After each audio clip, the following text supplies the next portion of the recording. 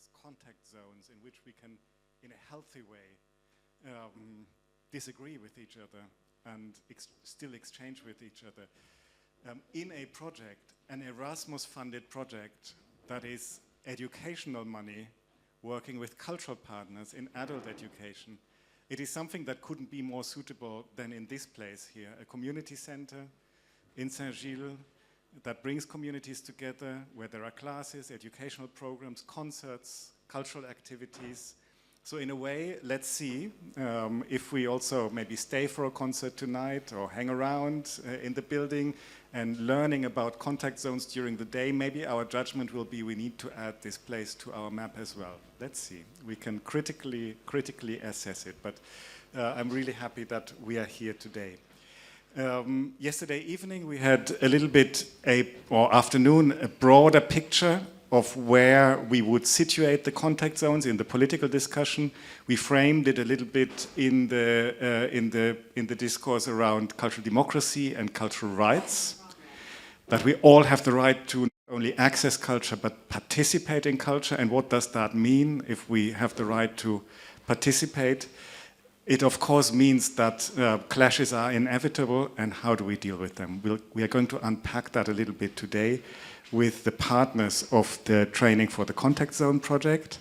And I'm happy to introduce them to you. Culture Action Europe, we've mentioned them yesterday. Conexiones Improbables. Who's here from Conexiones Improbables? Roberto, can you please stand up? This is Roberto from Conexiones Improbables. Speak to him if you want to know what they do, why they're in this project, and why you could maybe collaborate with them in other projects. Then we've got Etz Chaim Synagogue. Adi, back there. This is Adi. Speak to Adi about Etz Chaim from Crete. Then we've got the Goethe Institute, and there's Maria Mora. If you stand up, please speak to Maria from the Goethe Institute, the branch office in Bucharest, Romania. Then we've got the project coordinator, and that's the biggest applause for the coordinator, Mikol Maninta from H401, who holds everything together and keeps us on track. Then we've got Human Platform, and I think there's a whole delegation. Maria, Andras. Please, please, please, all of you, get up. Speak to Human Platform from Budapest. It's really amazing work they are doing. Let yourself explain what's happening there, even though there's a new government, but their work has contributed to it.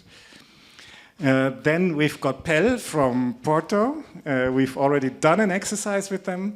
Speak to them what else they do, because it's really amazing. And all together, they've not only been seeing through this project, but also really developed a very tight-knit community, and a community that is not a comfort zone, but a contact zone in itself. I think it is really a community of partners that have struggled with this project in the best possible way that you can imagine. So nothing in this project has come out easily, because it is a really difficult subject matter. And I have not experienced myself another project in which so many meetings and so much time has been invested to find common ground, not only to agree, but also to see where different positions can be held, even within the forms of the project, not only the content. And sorry to put you on spot once more, Mikol, but I think it's also largely due to you that you've held that space for all of us. And we are closing the project today, and that means that we are celebrating what has been achieved. You will learn through the day what has been produced. The project had a predecessor project, the Heritage Contact Zone project, that came out of the European Year of Cultural Heritage 2018.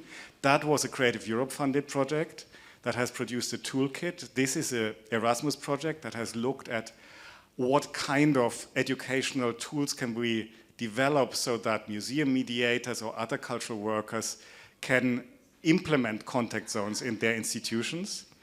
It has therefore not only looked at the content of these contact zones, what do we need to build them, but really drafted a curriculum, tested it in pilot trainings, set out trainings, and now these trainings, that curriculum is on offer.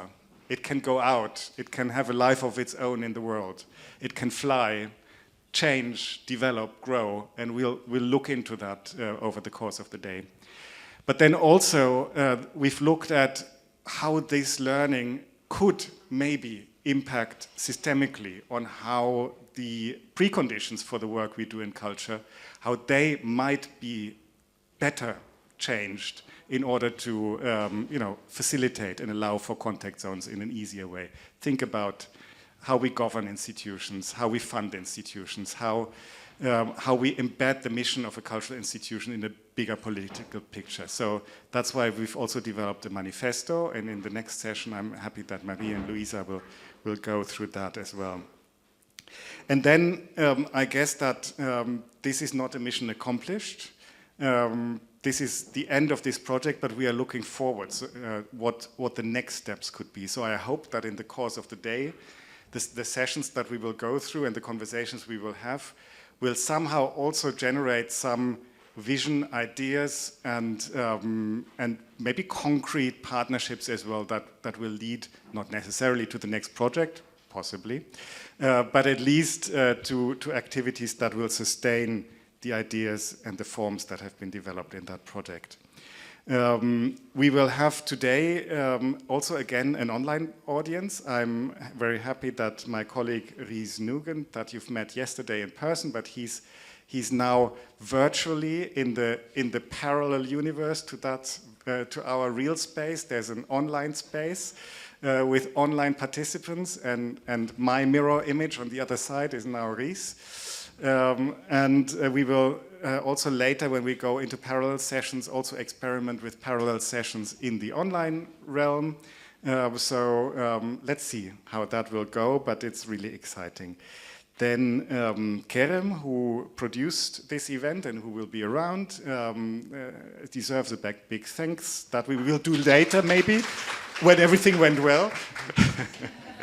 But he reminded me to remind you that there are toilets over there are refreshments over there will be a lunch offered, and we end the day with a drink, so to really also celebrate a bit. And now with no more further ado, I will give the mic for the first session to Marie from Budapest and to Luisa from our amazing Culture Action Europe team.